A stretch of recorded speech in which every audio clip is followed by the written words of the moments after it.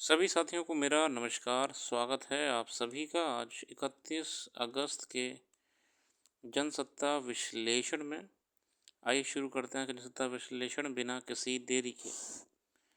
प्रथम पृष्ठ पे माननीय प्रधानमंत्री जी द्वारा हाल ही में जो शिवाजी महाराज जी का मूर्ति महाराष्ट्र में सिंधुदुर्ग में दुर्घटनाग्रस्त हुई थी, गिर गई थी बेसिकली, उसको लेकर प्रधानमंत्री जी ने माफ़ी मांगी है सबके सामने, और उसी को लेकर पहला आर्टिकल है। इसके अलावा अगर हम बात करें अर्थव्यवस्था की, तो पहली तिमाही में घटी जीडीपी वृद्धि दर 6.7% पर 15 माह के सबसे निचला स्तर। असल में कृषि इस समय प्रभावित भी रही। एग्रीकल्चर कृषि में कई कारणों से उत्पादन इतना ज़्यादा नहीं हो पाया। बारिश और तेज़ी से बदलते मौसम भी एक कारक रहा। इसके साथ साथ मुद्रास्फीति के कारण कंज्यूमर्स ने इतना ज़्यादा मार्केट को अप्रोच नहीं करा बीते कुछ महीनों में। कृषि कारण है, सर्विस सेक्टर की डिमांड कम रही।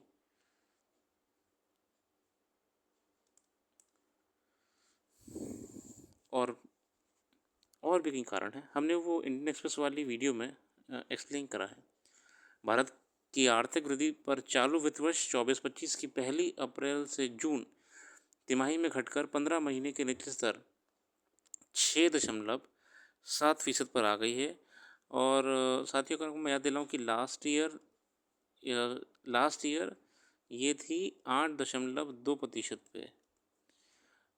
आरबीआई ने अनुमान लगाया था कि अगर नीचे गई भी तो 7.1% पे जाएगी, मगर जो रियलिटी में हुआ वो हुआ कि 6.7% पे आ गई, जो कि बहुत कम है। मतलब पिछले 15 महीने, मतलब पिछला पूरा साल 2023 वाला मान लीजिए 12 महीने, और उसके पहले 3 महीने और ऐड कर लीजिए 2022 में आ जाइए आप, तो 15 महीने में ये लोएस्ट है।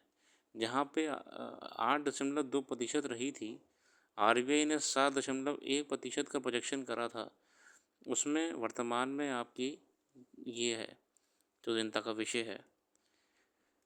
गौरतलब है कि अप्रैल जून तिमाही में चीन की जीडीपी वृद्धि दर 4.7% रही। राष्ट्रीय सांख्यिकी कार्यालय ने शुक्रवार को जारी आंकड़ों में बताया कि इस समीक्षाधीन तिमाही के दौरान कृषि क्षेत्र की वृद्धि दर 2% रही। बीते वित्त वर्ष 23-24 की अप्रैल जून तिमाही में ये आंकड़ा 3.7% था। दूसरी ओर विनिर्माण क्षेत्र की वृद्धि सालाना आधार पर 5% से बढ़कर चालू वित्त वर्ष की पहली तिमाही के साथ 7% हो गई है। मतलब जो हम इंफ्रास्ट्रक्चर पे काम कर रहे हैं ना, पुल बनाना, रोड बनाना, ब्रिजेस बनाना, बड़ी बड़ी बिल्डिंगें बनाना, इसमें तो हमें ग्रोथ मिली है ना। ये डेटा बेसिकली सांख्यिकी मंत्रालय निकालता है, विभाग निकालता है। एनएसएसओ ने बयान में कहा कि 24-25 की पहली तिमाही में वास्तविक जीडीपी या स्थिर कीमतों पर जीडीपी के सालाना आधार पर 40.91 लाख करोड़ रुपए से बढ़कर 13.66 लाख करोड़ रुपए रहने का अनुमान है, जो कि 6.7% की वृद्धि है। तो थोड़ा चिंता का विषय है भारतीय रिजर्व बैंक के लिए। देखते हैं आरबीआई कैसे टैकल करता है इस चीज़ को। बाकी और आर्टिकल, दिल्ली में जो बारिश हुई है उस बिल्कुल रिकॉर्ड तोड़ सड़कों में पानी का सैलाब आ चुका है, उसको लेके है। भारतीय मौसम विभाग के मुताबिक दिल्ली के प्राथमिक मौसम केंद्र सफदरजंग स्थित वेधशाला ने अगस्त में शुक्रवार शाम तक 390.3 मिलीमीटर वर्षा दर्ज की है, जो कि बहुत ज़्यादा बारिश है दिल्ली के हिसाब से, और वो भी इतने कम समय में इतनी ज़्यादा हो गई है। जहाँ पर दिल्ली को सूखे का सामना करना पड़ रहा था, आज अत्यधिक वर्षा का सामना करना पड़ रहा है। और आगे बढ़ते अपने संपादकीय की ओर और शुरू करेंगे आज फिर अपनी कल्प मेधा से। और आज बहुत बढ़िया महात्मा गांधी जी आए हैं।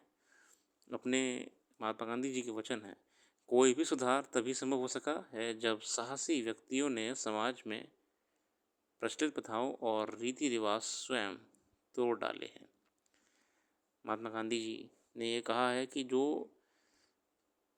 पैटर्न को चेंज करता है वही इतिहास में नाम दर्ज होता है। और आज का लेख है समन्वय की राह। भारत और चीन के बीच विवादित सीमा क्षेत्रों में शांति और स्थिरता बहाल करने के मकसद से बीजिंग में हुई परामर्श और समन्वय के लिए कार्यतंत्र यानी WMCC की 21वीं बैठक निसंदेह आशाजनक कही जा सकती है। इस बैठक में दोनों पक्षों में इस बात पर जोर किया कि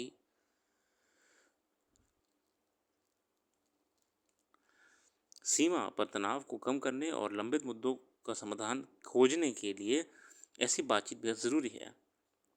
असल में साथियों, भारत और चाइना ने बातचीत करी है और भारत और चाइना ने असल में जो हमारा LAC पर तनाव है उसे कम करने की बात कही है ना। हम लोगों ने कहा है कि और चाइना ने भी माना है कि ज़्यादा आर्मी और मिलिट्री लगा के एक दूसरे का खर्चा ही बढ़ रहा है ना। उसकी जगह आप दोस्ती कर लीजिए और जितने रास्तों को आपने ज़बरदस्ती बंद कर रखा है या फिर तनाव वाले रास्ते हैं, क्यों ना वहाँ से हम व्यापार करें, ट्रेड करें, एक दूसरे को मुनाफा दें, दूसरे राष्ट्रों को मुनाफा दें। है ना, हम ऐसे संक्रमण काल में जी रहे हैं दोस्तों, जहाँ पे अर्थव्यवस्थाएं कुछ गिर रही हैं, कुछ उठ रही हैं। है ना, अमेरिका जैसी बड़ी देश आज चुनाव तो हो ही रहे हैं उसमें, मगर साथ ही साथ जूझ रहा है अर्थव्यवस्था में। इसलिए अमेरिका में और उथल पुथल है इस चुनाव में। अमेरिका में इसलिए तनाव ज़्यादा है क्योंकि अर्थव्यवस्था अमेरिका की ठीक नहीं चल रही है। फिलहाल इंडिया और चाइना, भारत और चीन ने मिलकर कई बातें करी और ये कहा है कि हम लोग अपना दोस्ती यारी करते हैं यार, मैटर छोड़ो। हालांकि हम जानते हैं चीन क्या करता है, वो उसका अपना मर्जी होता है, बात कुछ और करता है, करता कुछ और है। मगर फिर भी इसे सकारात्मक रुख माना जाना चाहिए कि चीन ने कभी सीमा विवाद को सुलझाने के लिए बातचीत से खुद को अलग नहीं किया। कुछ मौक़ों पर तो खुद चीन के सैन्य अधिकारियों ने भी बैठक बुलाई और उसके सकारात्मक नतीजे भी देखने को मिले हैं। अगर चीन समूचे सीमा पर शांति और स्थायित्व का पक्षकर है तो उससे लचीले रुख की अपेक्षा स्वाभाविक है। दरअसल अनेक मौक़ों पर देखा गया है कि बैठकों में तो चीन है कि अधिकारी सकारात्मक रुख जाहिर करते हैं, पर व्यवहार में वहाँ की सेना विस्तारवादी नीतियों पर आगे बढ़ती नजर आती है। जैसे मैंने आपको बताया कि चीन कहता कुछ और है, करता वही जो उसकी मर्जी का होता है। कई बार मीटिंग हुई है भारत के साथ, भारत के विदेश मंत्रालय के साथ, सेना के अधिकारियों के साथ। होता ही है कि चीन बैठक में कहता है कि बिल्कुल बढ़िया है ना, हाव हाव छाँव छाँव फाँव फाँव, मतलब बिल्कुल सब बढ़िया करेंगे, हम भारत के साथ दोस्ती करेंगे और भारत को बिल्कुल भी परेशान नहीं करेंगे। मगर उल्टा होता ये है कि जो चाइना की मिलिट्री होती है वो दिन गुजरता भी नहीं है और कुछ ना कुछ ऐसा काम कर देती है जिससे भारत को भी ये ट्रस्ट हो जाता है कि भैया इससे ना ज़्यादा हम बात कर नहीं सकते, ये कहता कुछ और है, करता कुछ और है। हालांकि मजाक की बात नहीं है, चीन इसीलिए इतना डबल स्टैंडर्ड कभी कभी रख लेता है क्योंकि वो बहुत मामलों में भारत से आगे है, अर्थव्यवस्था से लेकर मिलिट्री पावर से लेकर हर चीज़ में। और फ़ायदा दोनों को है अगर हमारे संबंध अच्छे बने रहेंगे, क्योंकि चीन भी चाह रहा है कि वो एशिया की मार्केट को कैप्चर करे भारत के रास्ते से। और भारतीय बाज़ार जो कि चीन का बहुत बड़ा कंज्यूमर है प्रोडक्ट्स का, चीन को फ़ायदा रहता है ना। चीन भी चाहता है कि उसकी मार्केट पूरे वर्ल्ड में बने। आज चीन का जो मार्केट है, चीन का जो ट्रेड एंड रिलेशंस है वो अमेरिका तक है, मेक्सिको तक है। अमेरिका देखिए आप, अमेरिका चाहे चीन को कितना भी गाली देते, मगर अमेरिका का जितना बड़ा बड़ा कारोबारी हैं, बड़े बड़े US के कारोबारी हैं जो कि कांग्रेस में, उनकी जो कांग्रेस होती है वहाँ पे चीन के खिलाफ बड़ी बड़ी बातें करते हैं। उनके कारोबार का अगर आप पोर्टफोलियो देख लें तो उसमें मेजॉरिटी स्टेक होल्डिंग चाइना की होती है। मतलब उनका जो कारोबार चल रहा होता है वो चाइना के कोई ना कोई व्यापारी या मैन्युफैक्चरिंग यूनिट के दम पे चल रहा होता है। एप्पल आईफोन जैसे बड़ा फ़ोन तक चाइना में बनता है। कहना मैं चाह रहा हूँ कि चाइना खुद मैन्युफैक्चरिंग हब है, प्रोडक्शन हब है। वो ढूंढ रहा है कि उसे मार्केट चाहिए, एक बड़ी मार्केट चाहिए। भारत एक बड़ी मार्केट है और अगर भारत एक बड़ी मार्केट नहीं भी है तो जो भारत की जियो पोलिटिकल लोकेशन है, भारत जो 3 समुद्रों से घिरा हुआ है, ये लोकेशन बहुत ही ज़्यादा महत्वपूर्ण है। तो चीन अगर हमसे संबंध अच्छे कर लेता है तो उसको फ़ायदा ही फ़ायदा है। चीन भारत के कई बंदरगाहों और रेल मार्ग के माध्यम से अपने व्यापार को बढ़ा सकता है। चीन में उत्पादन होने वाले मैन्युफैक्चरिंग सामान को देश विदेश में भेज सकता है और भारत को भी इससे लाभ हो सकता है। भारत भी इस उत्पादन से, इस व्यापार से अंतर्राष्ट्रीय रुपया कमा सकता है ना, येन कमा सकता है। और हमारे भी जो मैन्युफैक्चरर्स हैं, डिस्ट्रीब्यूटर्स हैं, उनकी भी अर्निंग बढ़ेगी। तो कहना मैं ये चाह रहा हूँ कि भारत और चीन में प्रयास हैं, सकारात्मक प्रयास हैं कि वह साथ मिलके काम करें, जो कि हमारे एस जयशंकर साहब ने इस वार्ता में प्रयास भी करा है। भारत की शिकायत अभी भी अपनी जगह बनी हुई है कि चीन ने भारत के हिस्से वाले भूखंड पर नज़र गड़ाई हुई है। कोई जगह उसने अवैध निर्माण तक की कोशिश की है। दो देशों के रिश्ते पारदर्शिता पर ही टिकाऊ और स्थायी बन सकते हैं। ऐसा नहीं हो सकता है कि विश्व मंचों पर औपचारिक बैठकों में तो रचनात्मक संबंधों की जरूरत पर बल दिया जाए और व्यवहार में संदेह पैदा करने वाली गतिविधियां चलाई जाएं। मगर फिर भी देखते हैं, सब बढ़िया रहेगा। अगला आर्टिकल है समावेशी पहल। कई बार साधारण से दिखने वाली कोई पहल आगे चलकर दूरगामी महत्व की साबित होती है। 10 वर्ष पहले जब जनधन योजना खाता खोले गए थे, तब हम भी जानते हैं कि सिर्फ एक फाइनेंशियल इंक्लूजन की योजना लग रही थी, वित्तीय समावेशन की योजना लग रही थी। मगर इस एक योजना से कितनी सारी योजनाएं बन गई और इस योजना से कितना बड़ा लाभ हुआ है भारतीयों को, और साथ ही साथ विशेषकर जो लाभ हुआ है अनऑर्गेनाइज सेक्टर को, उसकी तो बात ही नहीं है। मसलन अगर साधारण लोग बैंक में खाता खोल रहे हैं तो खाता चालू रखने की शर्तों को कैसे और कितने दिन तक पूरा कर पाएंगे, और उससे आम लोगों के साथ देश को क्या लाभ होगा। अब यह कहा जा सकता है कि जिन धन खाता योजना में महत्वपूर्ण कमी मिली है और एक बड़ा तबका इसके लाभान्वित हुआ है। इसके अलावा इसने देश की अर्थव्यवस्था में काफ़ी अहम योगदान भी दिया है। देखिए, अब जनधन खाते में जो होते हैं कितनी सारी सुविधाएं हैं। सरकार अपनी योजनाओं का लाभ direct benefit transfer direct account में देती है। बीच में जो सरकारी तंत्र और बिचौलिए आते हैं, इनको हटा दिया है। डायरेक्ट अकाउंट में जाएगा। जो बीच में पहले बिचौलिया आता था, बिचौलिया क्या है, बेसिकली गवर्नमेंट के कर्मचारी होते थे जो बीच में सारा पैसा मार लेते थे। इस सिस्टम को हटा दिया है, डायरेक्ट अकाउंट में पैसा आएगा आपके। ठीक है। दूसरी बात है, बैंकिंग क्षेत्र से जुड़ने से जो हमारे पहले ग्रामीण क्षेत्र के भाई बहन थे, उनको पैसे की ज़रूरत पड़ती थी, क्रेडिट की, तो वो पहले जाते थे आपके लोकल मनी लेंडर्स पे, साहूकारों पे, बड़े लोगों पे, जो कि हम जानते हैं कि क्योंकि जनरली ये अनपढ़ होते हैं, तो औने पौने इंटरेस्ट रेट पे या हिसाब किताब गड़बड़ी करके परेशान करते थे इनको कि अरे तुम्हारा पैसा भी इतना बचा हुआ है, इतना बचा हुआ है। कहा तो ये जाता था कि ये कभी वो कर्जा ख़त्म होने देते ही नहीं थे। ये कर्जा पता नहीं कौन सा मूलधन, कौन सा ब्याज लगा देते थे कि किसान बस कर्जा, जो भी किसान या गरीब गांव का व्यक्ति होता था, वो सिर्फ ज़िंदगी भर कर्जा भरता ही रहता था और उसे ये आइडिया नहीं हो पाता था कि असल में उसका कर्जा कितना पूरा हो चुका है, जो कि वो अनपढ़ व्यक्ति था। लेकिन सरकार ने जो वित्तीय समावेशन करा और अब बैंकिंग क्षेत्र को इसमें ऐड कर दिया इस व्यक्ति के जीवन में, इससे ये होने लगा कि सारा काम तो रिकॉर्डेड और खाते में होता था। तो एक बार जो बैंक के साथ उसने लोन लिया या कोई भी लेन देन करा, ये सारा चीज़ें अकाउंटेड हो गई। इसकी सुविधा इसे भी मिलने लगी। क्या मिलने लगी कि सब कुछ लिखा पढ़ी होती है, ईमानदारी से होती है। बैंक किसी का भी नुकसान नहीं करता है। बहुत फ़ायदे हुए जनधन योजना से खाते खोलने के, इंश्योरेंस से लेकर जनधन खातों में तो इंश्योरेंस ही मिलता था 10 लाख रुपए का।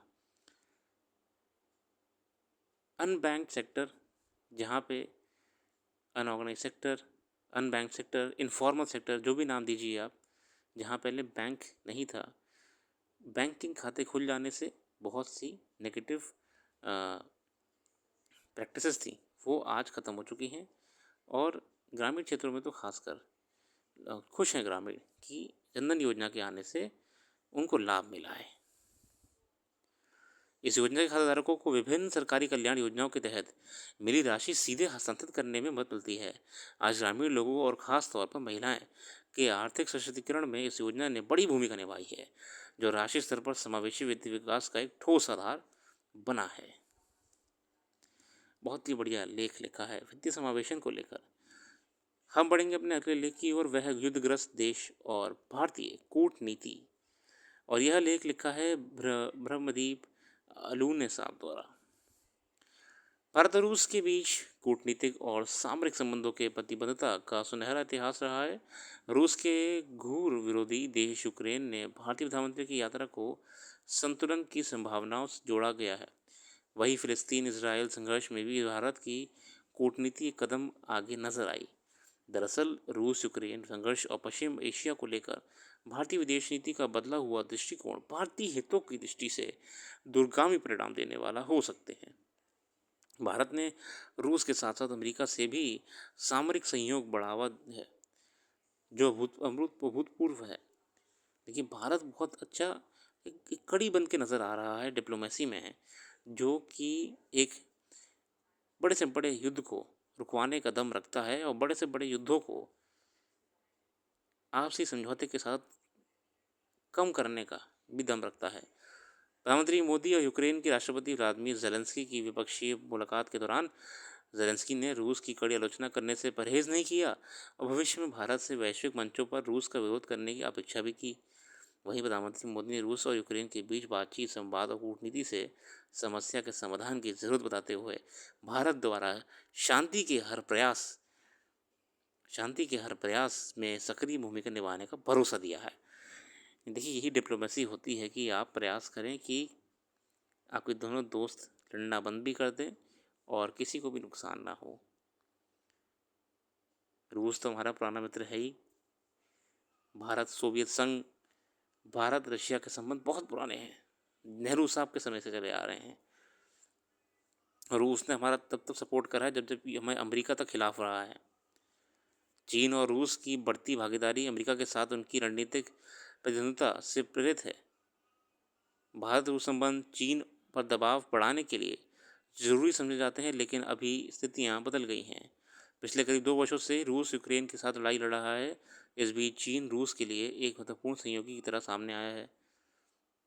चीन रशिया का सपोर्ट कर रहा है, रशिया हमारा दोस्त है। बहुत डिप्लोमेसी आप समझेंगे ना, कॉम्प्लिकेटेड है कि चाइना एक तरफ आके तो हमारे पीछे पड़ा रहता है ना, हमको परेशान करने पीछे पड़ा रहता है। वही चाइना सपोर्ट रशिया कर रहा है, रशिया हमारा दोस्त है तो हम सपोर्ट रशिया कर रहे हैं। ट्रायंगल बन गया है ना। इस ट्रायंगल को हम डिप्लोमेसी कहते हैं कि दुश्मन भी हैं एक दूसरे के, है ना, और दोस्त भी हैं। बात भी नहीं करेंगे, बात भी करेंगे, है ना। यूक्रेन रशिया कतई एंटी हैं। चाइना इंडिया बिल्कुल एंटी हैं। बिल्कुल एंटी तो है ही देखा जाए तो राजनीति में, हालांकि ट्रेड में तो हम लोग दोस्ती हैं। भारत इन दोनों के बीच में मध्यस्थता करता है। भारत सपोर्ट यूक्रेन को भी करता है, भारत सपोर्ट रशिया को भी करता है। भारत चाइना से परेशान है, चाइना भारत से पंगा लेता रहता है, लेकिन चाइना रशिया को सपोर्ट करता है, तो भारत भी रशिया को सपोर्ट करता है। इस मामले में दोनों दोस्त हैं, लेकिन भारत यूक्रेन को सपोर्ट करता है। अमेरिका अमेरिका रशिया का दुश्मन है, लेकिन अमेरिका यूक्रेन को सपोर्ट करता है। भारत सपोर्ट करता है यूक्रेन को, इसका मतलब भारत सपोर्ट करता है यूएसए को भी। ये डिप्लोमेसी है। मगर क्योंकि ये दोनों एंटी हैं, यूएसए और रशिया, यूएसए चाइना एक अलग केमिस्ट्री है जिसे कोई पूरी तरह समझ नहीं पाया है कि यूएसए और चाइना का पंगा है क्या। सबसे बड़ा व्यापार करता है चाइना यूएसए एक साथ, मगर मगर हर पटल पे नाटो से लेकर कांग्रेस में अपनी अपनी नीतियों में चाइना की घोर आलोचना करता है यूएसए। अब इस रूस यूक्रेन युद्ध में भी अमेरिका ने खुले तौर पे कहा है कि चाइना जिस हद अपनी हद क्रॉस कर रहा है सपोर्ट रशिया को सपोर्ट करके, जो कि हमारा सबसे बड़ा एंटी है यूक्रेन रशिया। अब भारत भी यूएसए का दोस्त है, मगर भारत रशिया का भी दोस्त है, तो भारत सपोर्ट कर रहा है रशिया को इस यूक्रेन रूस युद्ध में। तो इसे बेसिकली ये एक बहुत बड़ा केमिस्ट्री है ये, है ना, ये है डिप्लोमेसी। इस केमिस्ट्री को हम डिप्लोमेसी कहते हैं। और दुनिया चली इस बैलेंस पे रही है, ये टोटली बैलेंस्ड होता है, ठीक है। You can not take extreme sides, ठीक है ना, आप एक्सट्रीम साइड नहीं ले सकते। जैसे हम लोग का क्या होता है सामान्य जीवन में, अगर अगर एक बार ए के बीच लड़ाई हो जाए तो भाई ए कुछ भी हो जाए बी से कभी बात ही नहीं करता है। अगर मान लो सही में लड़ाई बिल्कुल भयंकर वाली हो जाए तो ज़िंदगी में भी शक्ल नहीं देखेगा उसकी। बट डिप्लोमेसी में ऐसा नहीं होता है। डिप्लोमेसी में बस एक ही नियम होता है कि अपने आप को बचाए रखो चाहे कैसे भी, और कोई किसी का दोस्त नहीं है, कोई किसी का दुश्मन नहीं है। चाइना की आज जितने लोग आलोचना करते हैं वही सबसे बड़े ट्रेड पार्टनर्स में से एक हैं चाइना के। रशिया की आलोचना जितने लोग करते हैं सब डिप्लोमेसी कार्य करते हैं। अगर आप समझ पाए हो ये बैलेंस तो आप समझ गए डिप्लोमेसी। आगे बढ़ेंगे। पिछले दशक में अमेरिका ने एशिया केंद्रित विदेश नीति को मजबूत किया है और उसकी आशाओं और रणनीति का मुख्य केंद्र भारत है। ओबामा ट्रंप के बाद बाइडेन भी ये बेहतर समझ चुके हैं इसलिए कि अमेरिका के वैश्विक प्रभाव को बनाए रखने के लिए किसी कीमत पर चीन, रूस और ईरान जैसे देशों का प्रभाव को सीमित करना होगा, है ना। अमेरिका अपनी अलग दुनिया में चल रहा है, इसलिए यह नियंत्रण और संतुलन पर आधारित नई साझेदारियों को आगे बढ़ा रहा है। चीन प्रभाव के वैश्विक खतरों से निपटने के लिए अमेरिका हिंद प्रशांत क्षेत्र में संभावनाएं तलाश रहा है। इस क्षेत्र में चीन को घेर कर वह उसकी आर्थिक और सामरिक क्षमता का कमज़ोर करना चाहता है।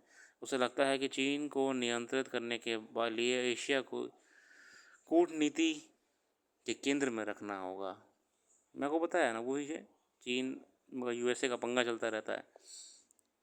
चीन को रोकने के लिए क्वाड एक मजबूत रणनीतिक साझेदारी की ओर की वो तौर पर सामने आया है। क्वाड 4 देशों का समूह है। क्वाड ग्रुपिंग आप लोग बताइए कमेंट सेक्शन में, क्वाड ग्रुपिंग में कौन सी कंट्रीज़ आती हैं, है ना। तो यही है इसमें बेसिकली जो इस आर्टिकल में बताने का प्रयास करा है कि संतुलन है, एवरीथिंग इज़ बैलेंस। और मज़ेदार बात यह है कि इस बैलेंस के बीच में भारत का बहुत महत्वपूर्ण रोल है। बाकी आप और आर्टिकल्स पढ़ लीजिएगा, अखबार पूरा ही अच्छा होता है, सारे आर्टिकल अच्छे होते हैं, सारे पत्रकार और संपादक मेहनत से आर्टिकल चुन के लाते हैं। हम सिर्फ क्विक एनालिसिस के चलते सब पर डिस्कशन नहीं कर पाएंगे, वरना वीडियो बहुत लंबी हो जाएगी। फिलहाल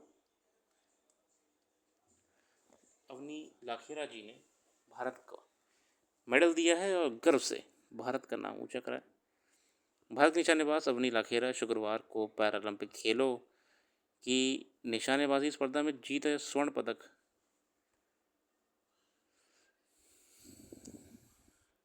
और बहुत मेडल हैं रास्ते में, आएंगे देश के पास। आज के लिए रखते हैं। अपना कीमती समय देने के लिए बहुत बहुत धन्यवाद।